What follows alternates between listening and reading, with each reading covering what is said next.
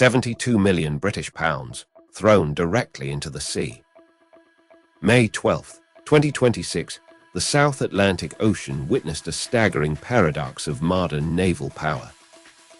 Striking through the waves, Brazil's multipurpose aircraft carrier, the NAM Atlantico, successfully led a massive anti-submarine exercise alongside a United States Navy supercarrier.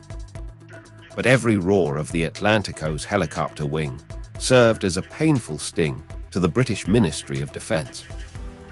Less than a decade ago, this exact vessel was named HMS Ocean, the crown jewel of the Royal Navy's amphibious fleet, sold to Brazil for a fraction of its true strategic worth to fund the massive Queen Elizabeth-class aircraft carriers. Today, as those multi-billion-pound British carriers sit crippled in domestic ports by severe mechanical failures and acute crew shortages, the Royal Navy has just committed an even bigger multi-million-dollar blunder. At the Devonport Naval Base, the amphibious assault ship HMS Bulwark is being quietly dismantled to be used as a spare parts graveyard. The ultimate irony.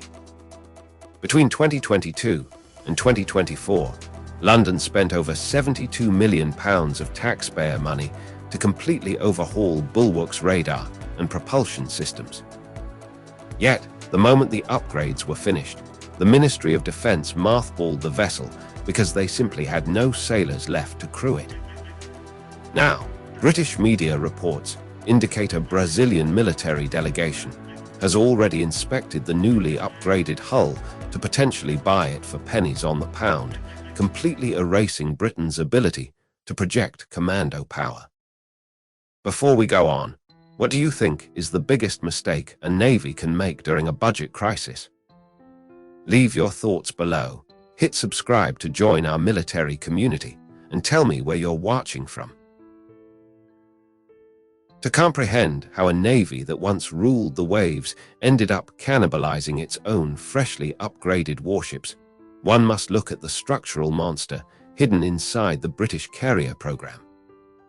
The decision to build the 65,000-ton supercarriers, HMS Queen Elizabeth and HMS Prince of Wales, was meant to signal a global British renaissance. Instead, these two giants have become financial black holes, draining the lifeblood out of the entire surface fleet. Throughout 2024 and 2025, the carrier strike group was repeatedly paralyzed by severe mechanical failures, including major propeller shaft misalignments and persistent coupling leaks that cost millions of pounds in emergency dry dock repairs. But the financial cost is only half the tragedy. The real crisis is an acute manpower shortage that the Ministry of Defence failed to anticipate. These massive, highly digitalized capital ships require 25% of the entire surface fleet's specialized engineers just to turn on the lights. When a carrier breaks down, its hunger for technical personnel doubles.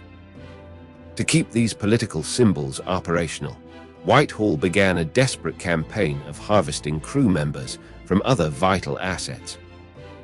The Albion-class landing platforms became the primary victims of this personnel raid. The Royal Navy did not mothball HMS Albion and HMS Bulwark because the ships were obsolete. They withdrew them because they had to strip every qualified propulsion engineer and systems technician off their decks just to patch up the leaking carriers. This desperate cannibalization has reduced the Royal Navy's active frontline escort fleet to an all-time low of just 7 deployable frigates in mid-2026. The Crown has preserved its massive, empty thrones, but it has completely sacrificed the shields and guards required to protect them. By removing the crews from the Albion class, the British government did not just empty 2 steel hulls, they effectively cut off the legs of their own elite amphibious fighting force. For decades, the structural centerpiece of British power projection was the 3 Commando Brigade of the Royal Marines. These highly trained troops depended entirely on the unique capabilities of HMS Albion and HMS Bulwark to insert heavy combat power into hostile territory. Unlike ordinary transport vessels, these landing platforms possess a massive internal well dock that can be flooded at sea, allowing large landing craft to swim directly out of the ship's belly, carrying Challenger 2 main battle tanks and heavy armored vehicles. Furthermore, these ships function as advanced mobile command centers, packed with sophisticated digital networks capable of coordinating complex joint operations with Western allies. The loss of this capability has created an immediate, glaring vulnerability on NATO's northern flank. Under Alliance defense plans, the Royal Navy was designated to lead rapid amphibious responses to protect Norway and the Arctic region from potential aggression. Without the Albion class, the United Kingdom can no longer put a serious armored landing force ashore within 48 hours. The strategic damage is already visible in 2026, as Great Britain was forced to hand over command of NATO Primary Maritime Reaction Task Force to Germany because London simply lacked the functional warships to fulfill its deployment obligations. By sacrificing these specialized amphibious anchors to save 2 troublesome carriers, the nation has traded a highly reliable, combat-ready deterrent for a pair of fragile political showpieces, leaving its most elite soldiers stranded without a ride to the theater of war. The collapse of Britain's amphibious capability radiates far beyond the cold waters of the Arctic, exposing a massive blind spot in London's highly publicized Indo-Pacific tilt. For years, British politicians have made grand declarations about projecting maritime influence into the South China Sea and the Taiwan Strait. Yet, in 2026, with national debt heading toward £3.5 trillion and interest payments outpacing the entire defense budget, these declarations have dissolved into empty geopolitical theater. A navy reduced to just 7 active frigates cannot maintain a permanent, credible deterrent half a world away. To mask this financial retreat, the Ministry of Defense's latest Strategic Defense Review points to a future fleet of cheaper, simpler, uncrewed autonomous surface vessels. But this talk of a robotic navy is merely a linguistic smokescreen to hide a hollowed-out fleet.